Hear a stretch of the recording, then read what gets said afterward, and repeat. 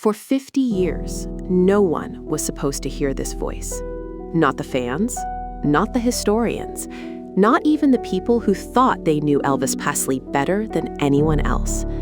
It wasn't a concert recording, it wasn't a studio master, and it definitely wasn't meant for the public.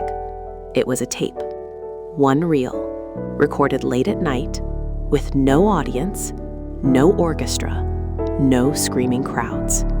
Just Elvis and the truth. Imagine this for a moment.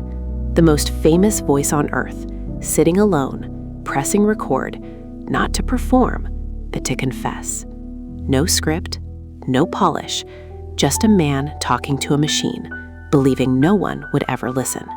For decades, this tape stayed hidden, locked away by people who understood one thing very clearly. If the world heard this, the image of Elvis Presley would never be the same again. Because this tape doesn't sound like a king, it sounds like someone tired of the crown. Elvis speaks slowly.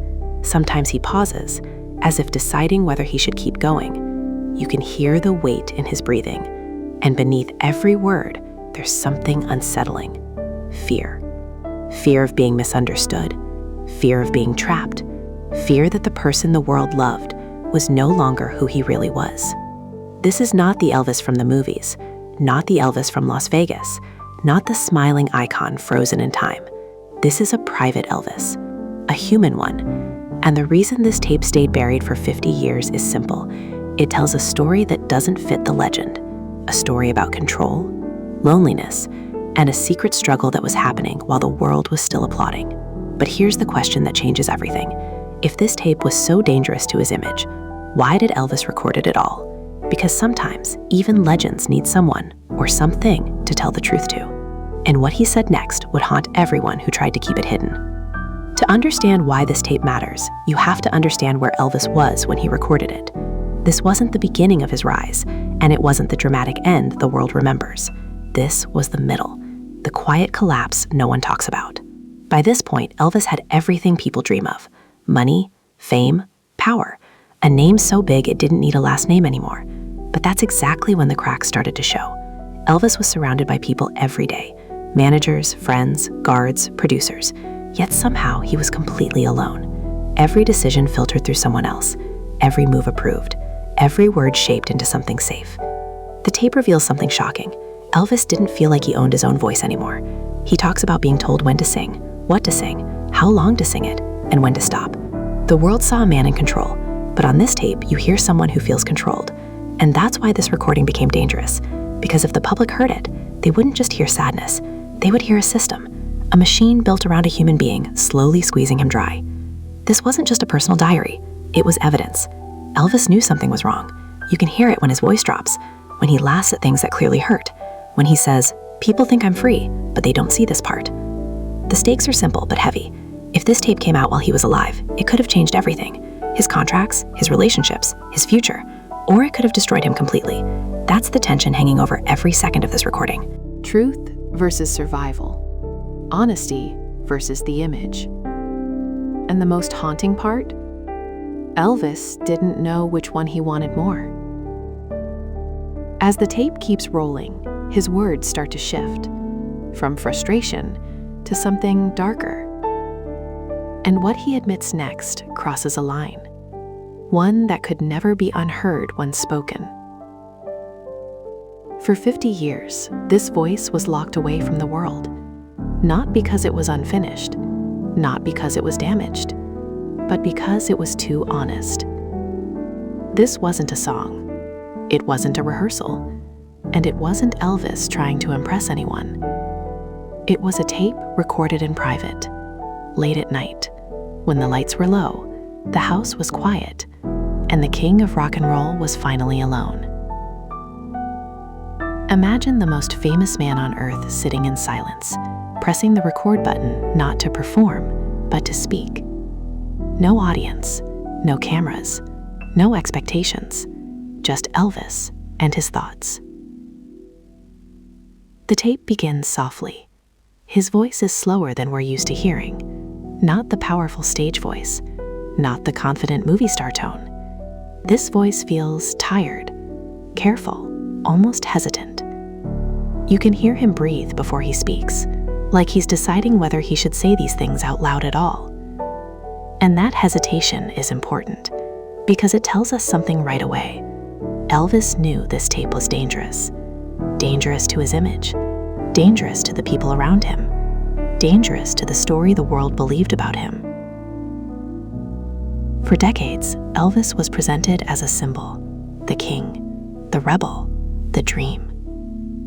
But symbols aren't supposed to doubt themselves. They aren't supposed to feel trapped, and they definitely aren't supposed to admit fear. Yet on this tape, Elvis does exactly that. He talks about silence, not the peaceful kind, but the heavy kind, the kind that follows you even when you're surrounded by people. He talks about being heard by millions, yet feeling like no one was truly listening. And that's where the mystery deepens, because Elvis didn't record this tape for fans. He didn't record it for history. He recorded it because he needed somewhere safe to put the truth. Think about that for a moment. A man who sold millions of records, afraid to speak openly. A voice that changed music forever, whispering into a machine. That contradiction is the heart of this story. This tape stayed hidden not by accident, but by choice. The people who found it understood its power immediately.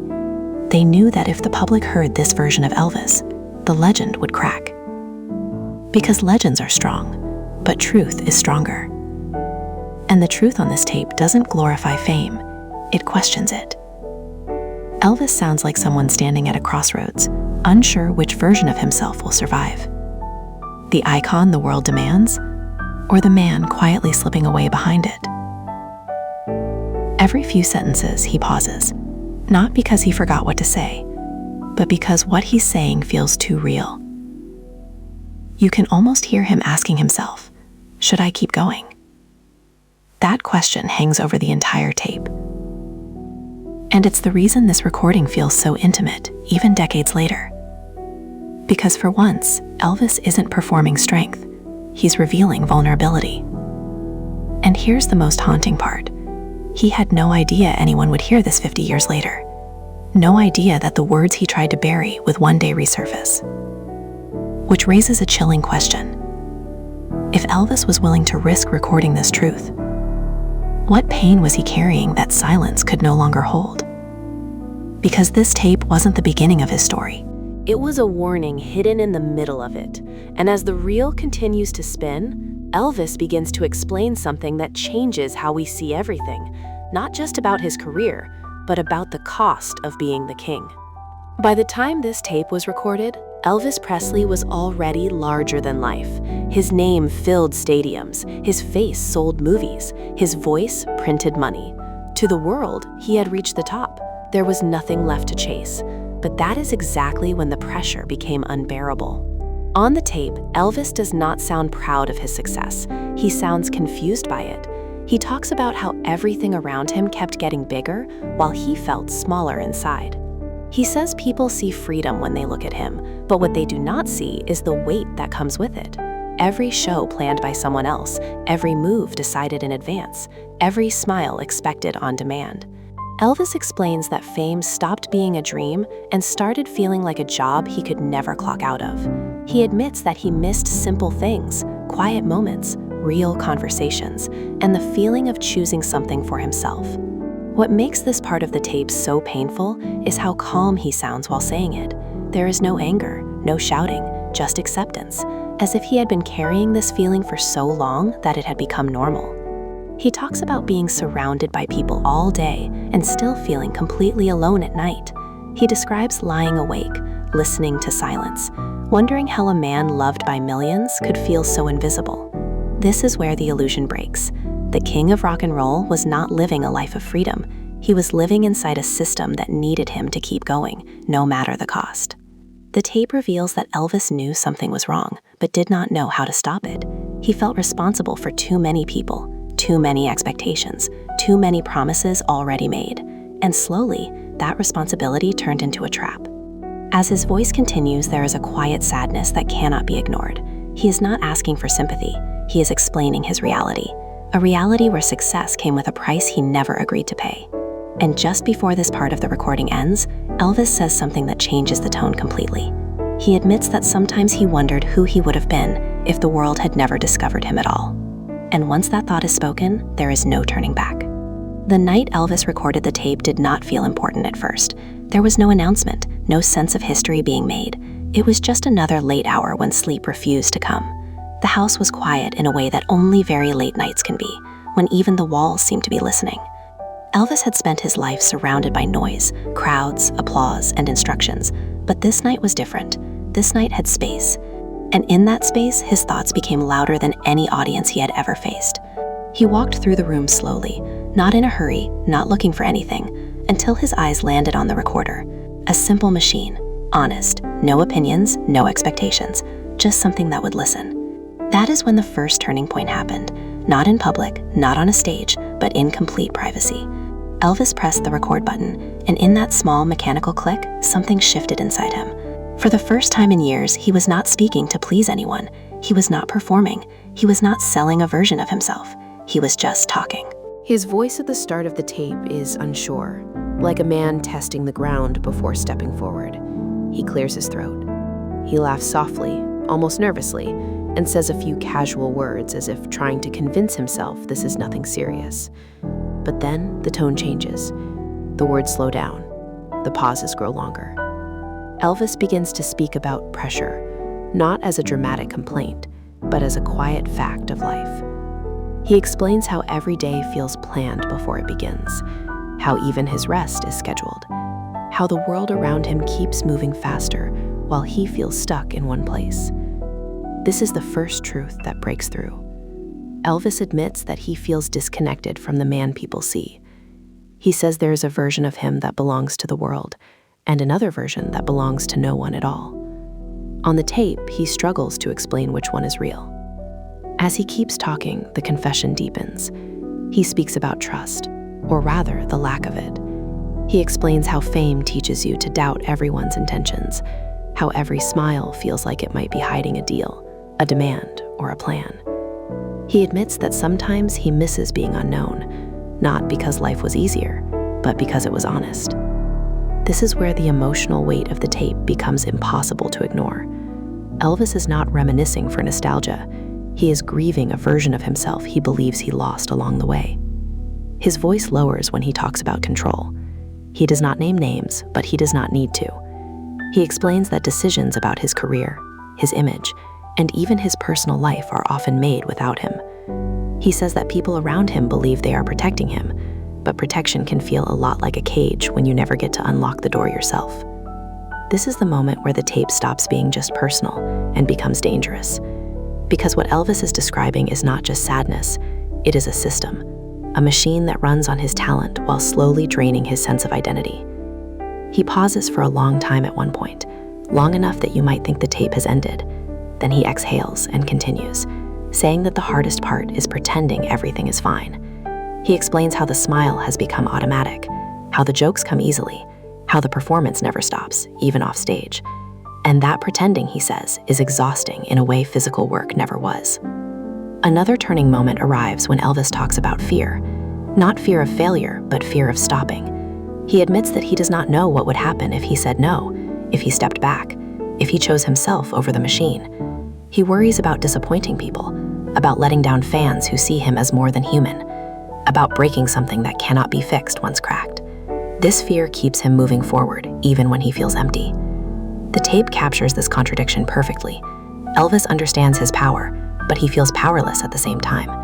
He knows he could change things, yet he cannot bring himself to do it. That inner conflict is the heart of this section. The world believes Elvis Presley is in control of everything, but here we hear a man who feels like his own life is slipping through his fingers.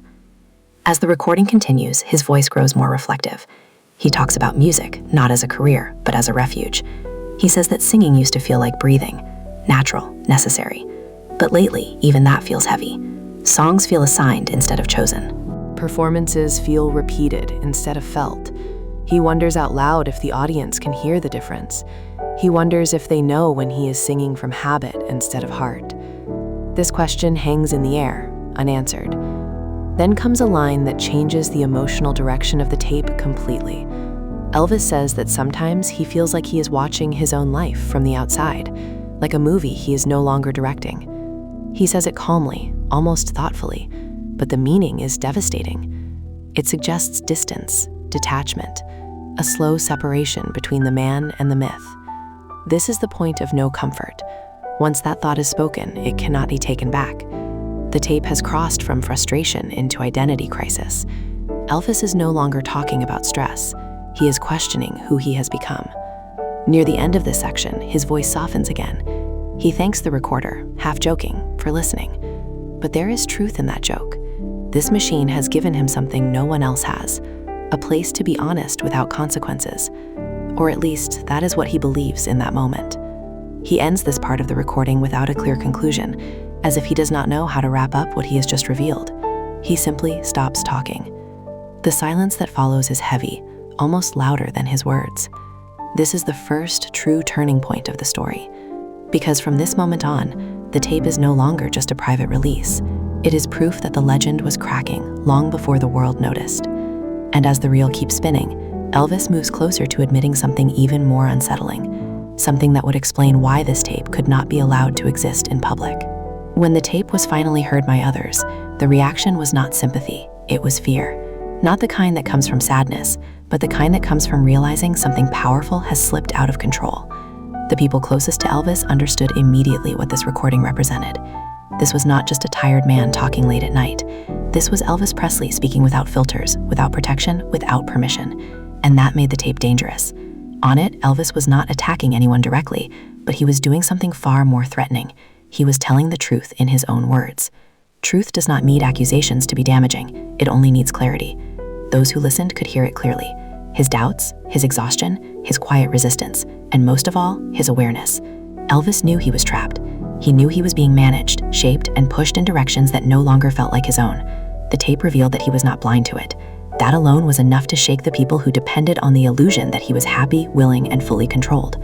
If the public heard this, they would stop seeing Elvis as an unstoppable force of nature and start seeing him as a man under pressure. That shift could change everything. Contracts could be questioned, decisions could be challenged, loyalty could be reevaluated. The machine that surrounded Elvis worked because the image worked, and this tape cracked that image wide open. Some listeners reportedly suggested parts be erased. Others argued the tape should never leave the room, not out of cruelty, but out of calculation. They told themselves they were protecting Elvis, protecting his legacy, protecting his fans from disappointment. But underneath those justifications was another truth they did not want to face. They were protecting the system that needed him to stay exactly as he was. On the tape, Elvis spoke about pressure in a way that could not be misunderstood. He spoke about feeling owned by expectations. He spoke about smiling through discomfort. He spoke about being afraid to slow down because too many people relied on him. These were not the words of a man losing control. They were the words of a man realizing he never had it. And that realization frightened everyone who heard it. Because once awareness exists, compliance becomes fragile. The tape also revealed something else that made it even more unsettling. Elvis was not asking to be saved. He was not begging for help. He was explaining himself, calmly, thoughtfully. That calm made the message stronger. It suggested he had been thinking about this for a long time, that these feelings were not temporary, that they were deep, rooted, and unresolved. The people around him knew that if this recording became public, fans would listen differently. Every performance would feel heavier. Every smile would be questioned. Every appearance would carry an unspoken sadness. The myth would no longer be clean. And myths are valuable because they are simple. This tape made Elvis complicated. There were discussions about intent. Did Elvis mean for anyone else to hear this? Probably not. But intent stopped mattering once the words existed. Recorded truth has a way of surviving intentions. Some argue the tape was just a moment of weakness, a bad night, a release of emotion that did not represent the whole man. But that argument fell apart the longer you listened, because what Elvis said was consistent, logical, a pattern, not a breakdown. The fear grew stronger when listeners realized how relatable the tape was. Elvis sounded like countless people who feel trapped in roles they can't escape. If the world heard that the most famous man alive felt this way, it would force uncomfortable questions about fame, about success, about what it really costs to be adored. And those were not questions the industry wanted asked. The decision to hide the tape was not announced. It did not need to be. It happened quietly, the same way uncomfortable truths are often buried. Labeled private, too sensitive, not appropriate for release. Over time, the tape became a rumor, then a secret, then almost a myth itself, something whispered about but never confirmed. And Elvis, unaware of how seriously his words were being contained, continued living inside the system he had just described. That is what makes this part of the story so tragic. The tape did not change his situation. It only revealed it. The people who heard it chose silence over confrontation, control over honesty, stability over truth. And in doing so, they ensured that Elvis would keep carrying this weight alone. As this chapter of the story closes, one truth becomes impossible to ignore. This tape did not scare people because it was emotional. It scared them because it was clear. And clarity is dangerous when it threatens power. The reel stopped, the tape was put away, and the world kept applauding. But something had already shifted behind closed doors, because once the truth is spoken, even in secret, it never fully disappears. And what Elvis would admit next, on the same tape, would make silence no longer feel like protection, but like betrayal. By the time Elvis reached this part of the tape, his voice had changed. Not dramatically, but noticeably. It was steadier now, quieter, as if something inside him had already accepted what he was about to say. This is where the story moves beyond emotion and into reality. Elvis was no longer just talking about how he felt. He was describing how his life actually worked. He spoke about the system around him, not as a villain, but as a force that had grown too large to escape. A machine built from contracts, schedules, expectations, and loyalty. A machine that never slept. He explained that once it started moving, it did not care how tired he was or how empty he felt. It only cared that he showed up. Every show sold tickets, every appearance fed the cycle, and stopping was never presented as an option. Elvis admitted that most people believed he was in charge because his name was on everything. But on the inside, decisions were already made before they ever reached him. Where he would go, when he would work, what image he would present, even how long he could rest.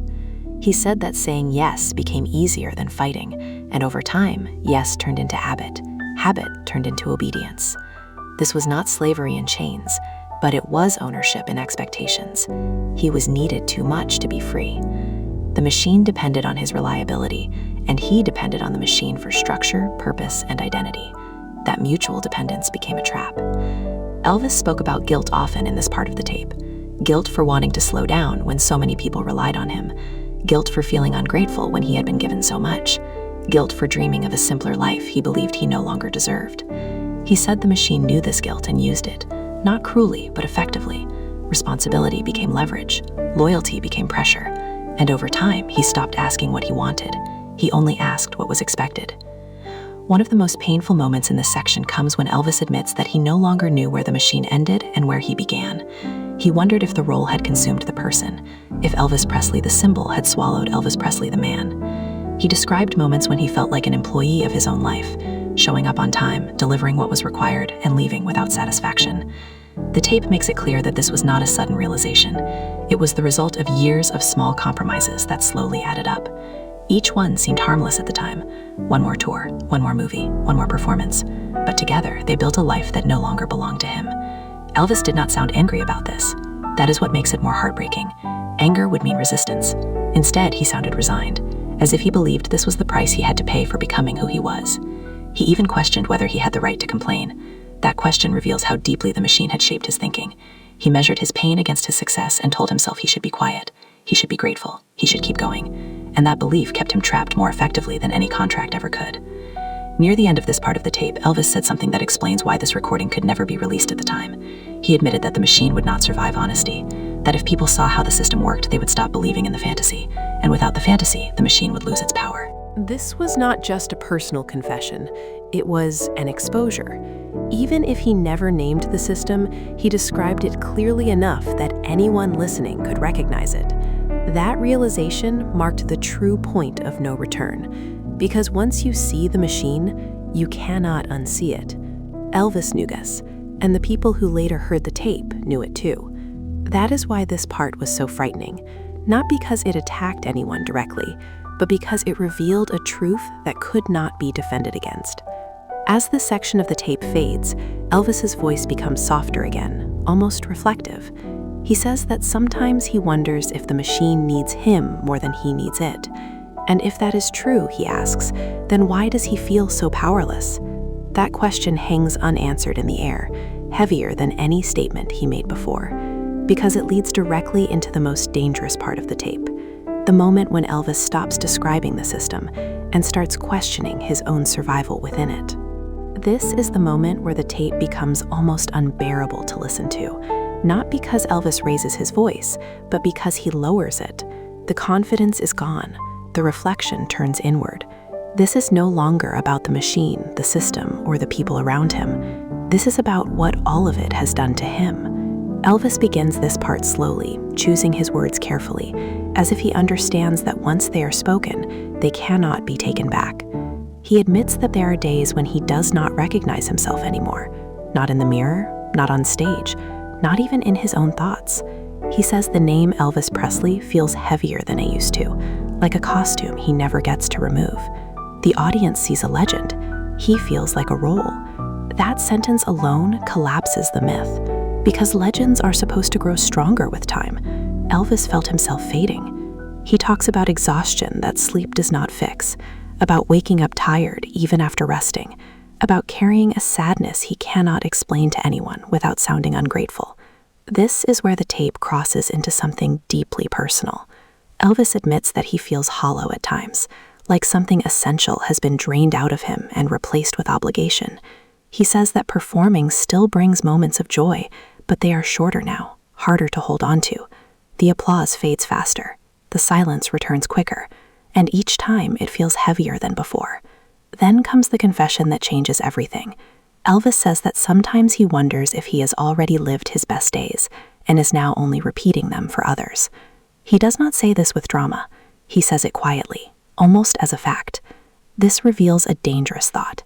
It suggests resignation, acceptance of decline, a belief that the future holds less than the past. For a man still adored by millions, that belief is devastating. He speaks about fear again, but this time it is different. Not fear of the system, but fear of himself. He worries that he is losing the part of him that once loved music without conditions, that once sang because it felt necessary, not because it was required. He wonders if that part can ever come back, or if it has been worn away permanently. At one point, his voice cracks, just slightly. It is not dramatic, but it is real. He pauses, breathes, and continues. That small break reveals more than any emotional outburst could. It shows a man holding himself together, out of habit. Direct narration. Elvis then admits something that explains why this tape could never be shared. He says that sometimes he feels closer to disappearing than starting over. He does not explain what disappearing means. He does not have to. The weight of the word sits heavy in the silence that follows. This is not a threat. It is not a plan. It is a feeling, a thought that comes when hope feels distant. This is where the people who later heard the tape became truly alarmed, because this was no longer frustration or reflection. This was vulnerability at its most dangerous point. Elvis was revealing that the life built around him might not be sustainable, that the cost of being the king might be higher than anyone admitted. He even questions whether the world would notice if he slowed down, or if they would simply move on to the next thing. That question reveals a deep insecurity hidden beneath fame. He wonders if love is real or conditional, if admiration would survive weakness, if the world would accept him as a man instead of a myth. Near the end of this section, Elvis says something almost hopeful. He says that speaking these thoughts out loud makes them feel lighter, even if just for a moment, that the tape feels like a small release, a place to breathe. But the hope is fragile. He knows this relief is temporary. The machine will still be there tomorrow. The expectations will return. The role will be waiting. And he will step back into it, because he always does. That is what makes this confession so tragic. Elvis sees the truth clearly, but clarity does not equal escape. As this part of the tape ends, there is a long stretch of silence. No music, no closing words, just the sound of the room. That silence feels like a question left unanswered. A question about how long a man can live divided between who he is and who he is expected to be. And that question leads directly into the final act of this story. Because after this confession, the tape was no longer just something private. It became a burden, a truth too heavy to carry and too dangerous to release. After the tape ended, nothing changed on the surface. Elvis continued to perform. The shows went on. The image remained intact. To the world, everything looked the same. But behind closed doors, this recording became a problem no one wanted to talk about openly. The people who knew about it understood one thing very clearly. This tape could not exist in public. Not because it was false, but because it was too real. It showed a side of Elvis that did not fit the story the world was being sold. A story of endless confidence, energy, and control. Releasing the tape would not have added to the legend. It would have complicated it, and complication was dangerous. The industry surrounding Elvis depended on stability. Tours needed certainty. Contracts needed predictability. Fans needed reassurance. This tape threatened all of that. If people heard Elvis questioning his identity, his freedom, and his future, they would start asking their own questions. Questions about how much control he really had. Questions about who was benefiting from his nonstop output. Questions about whether the king was being protected or exploited. Those questions could not be answered without damage, so the safer option was silence. Over time, the tape was labeled private, sensitive, not meant for release. Some said it was recorded during a low moment and should not define him. Others claimed it was unfinished, unpolished, not representative. But those explanations were only part of the truth. The deeper reason was fear. Fear that once the public heard Elvis speak this honestly, they would never hear him the same way again. Every lyric would carry extra weight. Every performance would feel like effort instead of joy. The fantasy would fracture. And fantasy was the foundation of everything built around him. There were also legal reasons to keep it hidden. A recording like this raised uncomfortable implications. If Elvis felt controlled, if he felt unable to stop, if he felt trapped by obligation, then agreements could be questioned, power dynamics could be examined, responsibility could shift. Silence protected more than feelings. It protected structures. As years passed, the tape became more than just a recording. It became a risk. The longer it stayed hidden, the more dangerous it felt to release. Elvis passed away, and the legend froze in time. The young, powerful image became permanent. The pain, the doubt, the questions were left out of the story. Releasing the tape after his death felt even more complicated. Some argued it would betray his privacy. Others argued it would tarnish his memory. But again, those arguments hid a deeper discomfort. The tape challenged the idea that success equals happiness. It forced listeners to confront the cost of fame, not in theory, but through the voice of the man who defined it. For decades, the tape remained locked away, passed quietly between hands, spoken about in whispers. It became a kind of ghost, known but unseen. Its existence alone carried weight, and time changed its meaning. What once felt dangerous to release slowly became necessary to understand. Because as culture shifted, people began to question the myths they had inherited. They wanted truth, not perfection, humanity, not icons. The tape no longer threatened Elvis's legacy. It deepened it. But reaching that realization took 50 years. When the tape finally resurfaced, it did not sound outdated. It sounded familiar, modern, honest. That is the final irony. The words that were once too risky to share became exactly what people needed to hear. Not to judge Elvis, but to finally see him. And that raises the final question of this story. If this truth had been heard earlier, could things have been different? Could understanding have replaced expectation? Could compassion have slowed the machine? The tape cannot answer that, but it can do something else. It can give Elvis the one thing he rarely had in life, the chance to speak, without interruption, to a world finally ready to listen. By the time the tape began to resurface in conversations, Elvis had already been frozen in the public imagination. For most people, he existed as an image, not a person. The jumpsuits, the voice, the performances, the myth of a man who had everything and lived larger than life. What the tape revealed stood in direct contrast to that image. It showed a version of Elvis the world never allowed space for. A man who questioned himself. A man who doubted his freedom. A man who felt misunderstood, even while being worshipped. The tragedy is not just that the world never heard this side of him, It is that the world was never taught how to listen for it. Elvis lived in a time when vulnerability from powerful men was not welcomed. Strength meant silence. Struggle meant weakness. Admitting pain risked losing respect. So the public version of Elvis became louder, brighter, and stronger, while the private version became quieter and more isolated. The tape exposes that gap clearly. It explains why so many people misread him. When Elvis looked distant, people assumed arrogance. When he looked tired, they assumed indulgence. When his performances changed, they assumed decline. Rarely did anyone ask what he was carrying. The tape gives context to moments that were misunderstood for decades. It reframes his later years not as failure, but as endurance. He was still showing up, still performing, still giving people what they wanted, even while questioning who he was becoming. That disconnect between perception and reality is the heart of this part of the story. Elvis never had the chance to explain himself fully.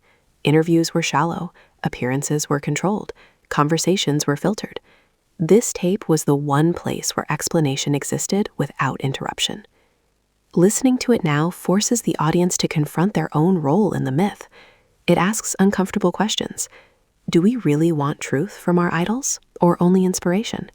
Do we celebrate people, or consume them? Elvis's silence was not just personal, it was cultural, and the world he lived in was not ready to hear a legend admit that the crown was heavy. That is why this tape feels so important now. It speaks to a world finally learning that icons are human first. And it prepares us for the final shift in this story. Because once the tape is heard, Elvis can no longer be seen the same way, and neither can fame itself. The tape did not arrive with celebration. It arrived with hesitation. Those who first heard it decades later did not react with shock at its age. They reacted with shock at its relevance. Elvis did not sound like a man from another era. He sounded like someone struggling with pressure, identity, and burnout in ways that felt painfully modern. That is what gave the tape its power. Time had not weakened its message, it had strengthened it. What once felt dangerous now felt necessary. People began to listen differently, not as fans searching for gossip, but as humans recognizing themselves in his words. The tape reframed Elvis's legacy quietly but permanently. It did not erase the music or the performances, it added depth to them. Songs that once felt purely entertaining began to sound heavier. Lyrics felt closer. Performances felt more costly. The tape also changed the conversation around fame. It became harder to dismiss Elvis's struggles as personal failure when his own words revealed systemic pressure. The narrative shifted from indulgence to exhaustion, from mystery to meaning. Importantly, the tape did not expose scandal. It exposed humanity. That is why it survived the passage of time. There was no shock value, only truth. And truth ages well. As listeners reached the end of the recording, many reported the same feeling. Sadness, not because Elvis suffered, but because he suffered quietly. Relief, because he finally got to speak. And guilt, because the world did not listen sooner. The resurfacing of the tape did not rewrite history, but it corrected it. It reminded people that behind every myth is a person, and that silence is not proof of strength. Sometimes it is proof that no one is asking the right questions. The tape became less about Elvis alone and more about how society treats those it elevates. That realization carries us into the final chapter of this story. Because once the tape is heard, Elvis can no longer be seen the same way, and neither can fame itself. In the end, the tape is not a complaint. It is not an accusation. It is a request. Elvis was not asking for pity. He was asking to be understood. Beneath every word, every pause, every quiet confession, there is a simple desire: to be seen as a man, not a symbol, to be allowed complexity, to be allowed rest. The greatest tragedy of Elvis Presley's life may not be his early death, but the fact that his honesty had to wait 50 years to be heard. The tape gives him the final word he never had, not through a performance, but through reflection. It shows that his greatest struggle was not fame itself, but the loss of choice within it, the loss of control over his own pace, identity, and voice. And that struggle is not unique to him. That is why the tape matters now. It speaks to anyone who has ever felt trapped by expectations, anyone who has ever succeeded and still felt empty, anyone who has ever smiled through exhaustion because stopping felt impossible. Elvis's story becomes a mirror. The echo of his words linger because they ask something of the listener, not admiration, but awareness. The tape challenges us to rethink how we treat success, how we measure happiness, and how easily we ignore warning signs when the performance is still good. In the final moments of the recording, Elvis does not offer answers. He offers honesty. And that honesty is his real legacy. Not the costumes, not the charts, not the crown. The truth he spoke when he thought no one was listening. Now that we are listening, the responsibility shifts to us. To remember that legends are built from humans, and that no amount of applause can replace understanding. Elvis's secret tape was hidden for 50 years, but its message was never meant to stay buried. It was meant to be heard when the world was finally ready. And now, it is.